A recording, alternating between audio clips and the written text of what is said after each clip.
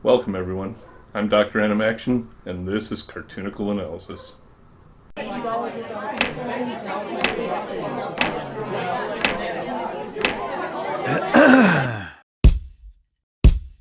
Hi everyone, thanks for joining me in this first episode of Cartoonical Analysis, where we'll be taking a critical look at the animated action of the 1980s.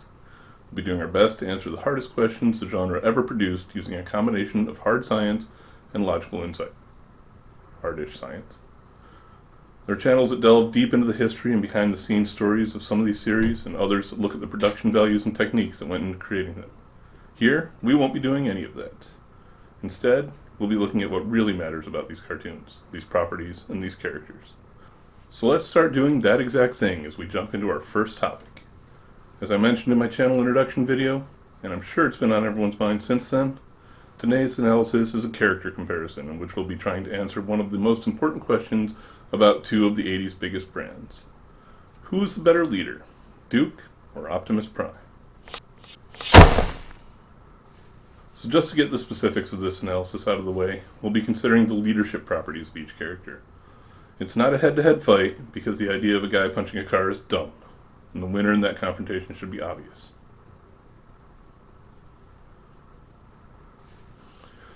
Instead, we'll be considering their fighting ability in terms of how well they do against their own specific enemies. We'll talk about their ability to plan, their courage, their efficiency, the traits that leaders should have in large quantities. Also, to start off at least, we'll be specifically looking at those as they apply to the representation of each character from the cartoon, because those characters have somewhat different behaviors, personalities, etc. in the comics, or even in their toy file cards. We'll look at those other media at the end and see if the outcome would be different for those. But for now, let's get to the tunes. So let's start with Duke, the leader of the G.I. Joes in the animated series. Although Hawk was eventually brought into the animated series, it all started with Duke. His very first appearance on the cartoon makes sure we know he's a tough, no-nonsense sort of guy when he confronts a Sky Striker pilot that almost lands on top of him. Though it also demonstrates how terrible he is at throwing insults. Of course, when he realizes it's Scarlet that almost hit him, he drops it. I'm not sure if that shows favoritism on his part, but there are definite instances later in the show where he's way more strict with other Joes for smaller infractions. For this analysis, and because of the implied relationship between them, we'll assume it absolutely is favoritism. Not a great leadership quality.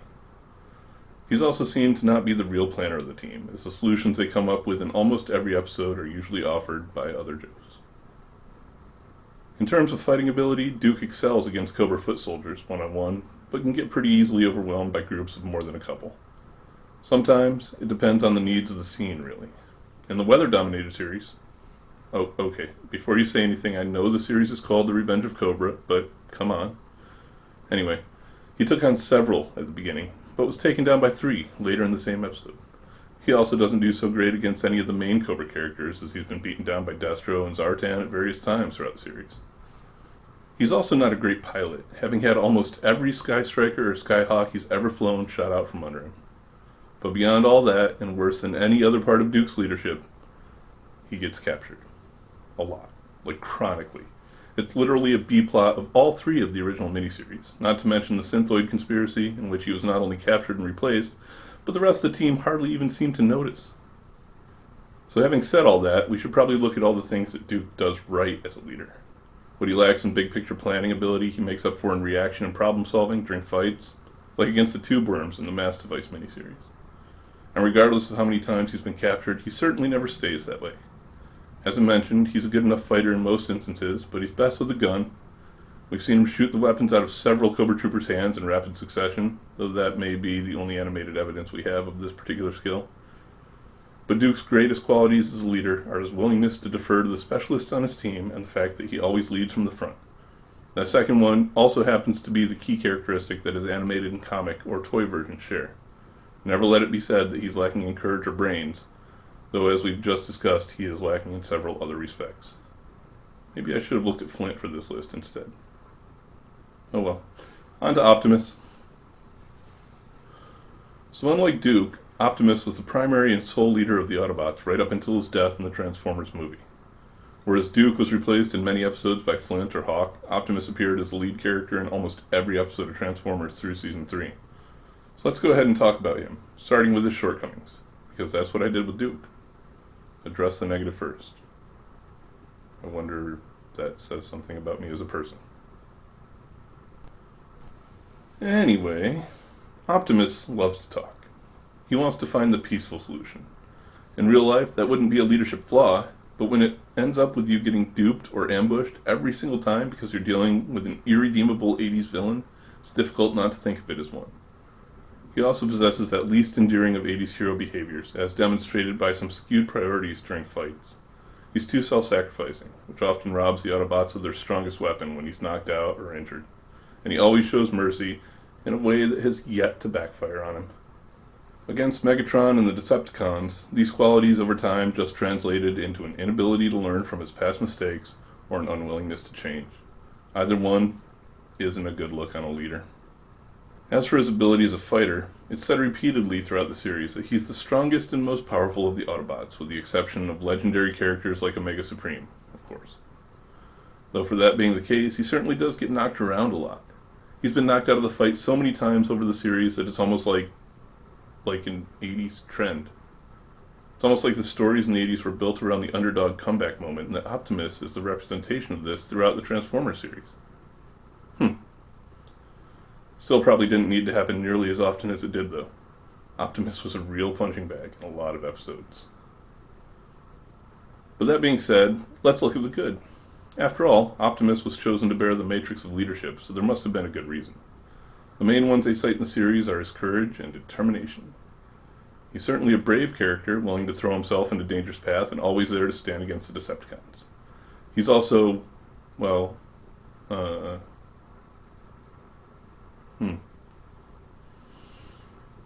he's not really a planner, being far more reactionary. His go-to moves to have his team roll out in response to some Decepticon plot. I guess that when you get right down to it, Optimus is a leader in just the sense that he leads the Autobots into a fight, like at the front of a line of Autobots. So, okay then. I guess when you look at these stories and characters critically as an adult, neither of them are great leaders. Wow, this argument was way more fun to have as a kid, because when thought of in this context, then neither of them win. So that's the answer, I guess. No winner.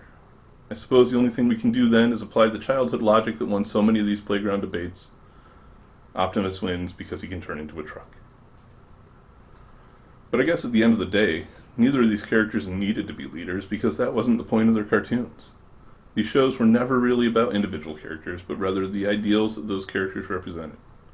As kids in the 80s, we just saw cool heroes fighting cool villains, but the shows were at their core just about the blatantly simple concept of good versus evil, or right versus wrong. Optimus and Duke didn't really need leadership qualities in these cartoons. They only needed to be labeled as leaders and demonstrate their courage, determination, and integrity. Everything else was handled by the story.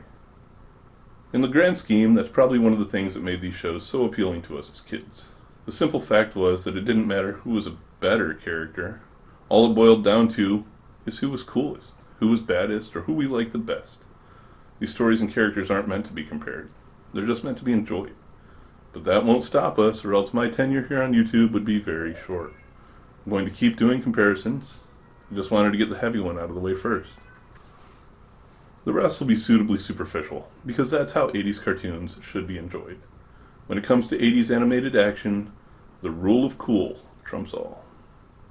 However, having said that, if we look at toys and comics, then Duke is the better leader by miles. Optimus is wise and sagacious, but he's also a pacifist at heart. He's always worried about his actions and decisions, doubting his right to lead. It's not a bad thing, but Duke's a born leader, self-assured and meticulous.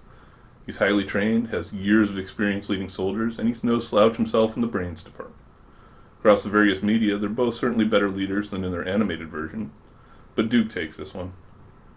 However, considering it was a 50-50 chance for both of them, I'll assume that 50% of you out there disagree. Feel free to let me know in the comments. So that's that. I appreciate you all giving this video a chance and hope you enjoyed what you saw. These are my very early steps into the YouTube world, and I'm definitely still trying to figure out my footing. If you liked this video, then cool. But if you didn't, stay tuned, because I'm positive that I'll evolve as I go. Anyway, like the big YouTube kids say, like, comment, subscribe, bell. I've been Dr.Animaction, and I hope that all of you will stay tuned and stay tuned, as in cartoons. because animation. Thanks for watching. Later.